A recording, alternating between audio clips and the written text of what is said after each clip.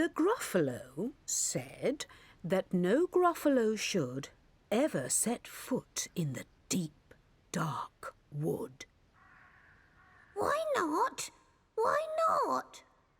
Because if you do, the big bad mouse will be after you. I met him once, said the Gruffalo. I met him a long, long time ago. What does he look like? Tell us, Dad. Is he terribly big and terribly bad? I can't quite remember, the Gruffalo said. Oh. Then he thought for a minute and scratched his head. The big bad mouse is terribly strong.